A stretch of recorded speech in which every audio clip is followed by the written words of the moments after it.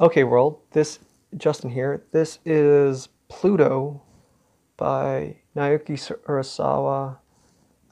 It's his kind of gritty reboot of Osama Tezuka's Astro Boy, which is very much a response to Mickey Mouse. So just imagine someone getting the rights to do a really kind of like almost Batman Year One read of Mickey Mouse and let it be canon. It's really fun. It's almost kind of like a suspense thriller, not fun. It's a suspense thriller, really, which is amazing to do that for like a very child centric comic of that time. It's very much an homage to Astro Boy, and there's a lot of, I'm sure, Easter eggs to that story, to that world that Osamu Tezuka has created. What really sets this apart is just how well it's crafted. Naoki Urasawa really manages to invoke a lot of emotion into the robots, which is surprising because they're very rigid. They're kind of like action figures, but they don't show emotion at all. Sorry, to explain the plot. It's set in the near future where robots are commonplace. They are your household appliances. They clean up. They're also kind of very famous robots who do like first aid relief and are also cops. So they serve a lot of surreal. There's a better word for that. Surreal, like police and firemen, roles in society. But someone is going around and killing some of the famous robots at the time for whatever reason, and nobody. It kind of goes through the plot. You find out through the plot, the story, and it follows Gisik, who a private PI. Private investigator. So yeah, it's a perfect place for superhero comic readers to get into manga. It's the sad thing is there isn't so much like this. I think Monster and a lot of some Naoki Urasawa's work is very similar to this, but it is very singular, I think, in a lot of ways.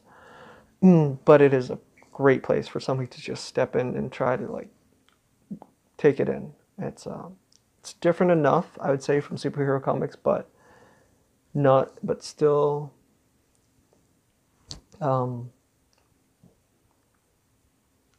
still a safe place for. It's not wacky, crazy, wacky and crazy as most anime or manga you would think of. Yeah, so it's very popular. It's got a lot of critical acclaim, and it totally deserves that. And another, I've always wanted to do webcomics here, so I just wanted to highlight one artist here is Oh Human Star. It's very singular itself too as a comic or webcomic.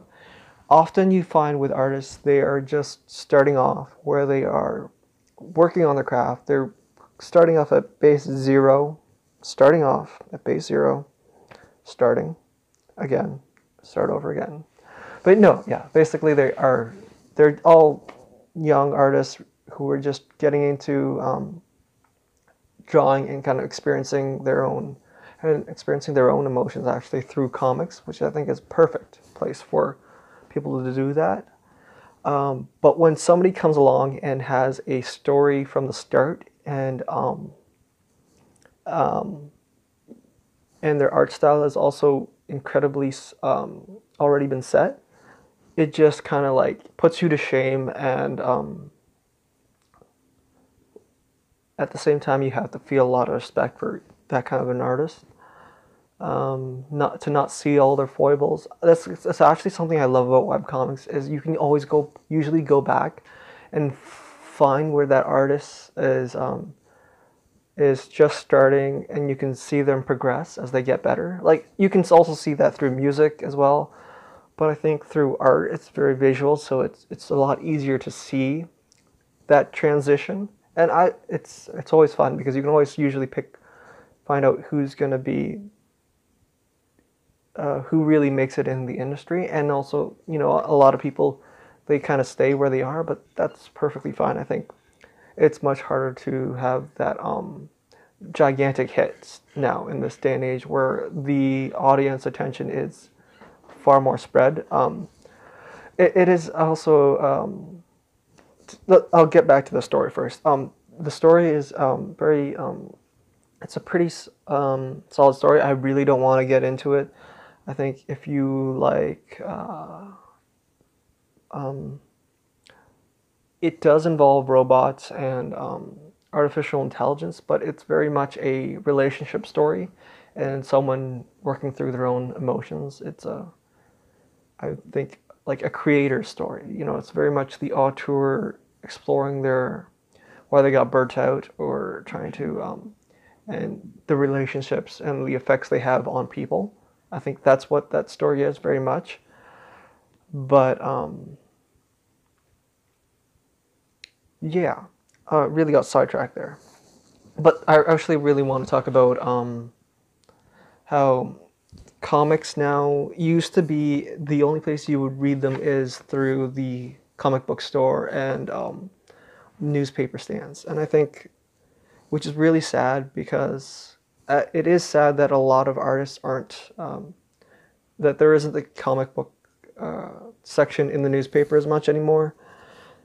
But the thing is, it is kind of a dying industry, and it really didn't support a lot of artists. And it's great that you can see a lot more artists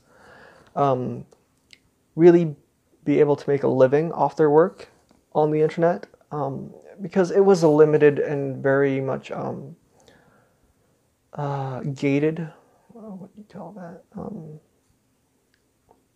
community for comic artists. Like, I think there's more comic artists now who can do the very simple but poignant, I would say, 4-panel kind of story, comic humor, you know, which I think Buttersafe is a great example of what could have worked on newspapers, but at the same time is a little bit more modern and less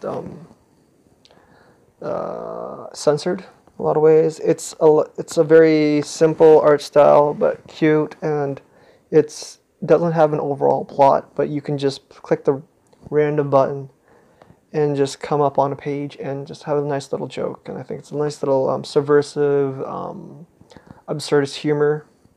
It's fun. If you don't like it, that's fine. But it really, I think it's a great place for it to live on the internet, where the creators can just explore their own, really just have fun making a comic,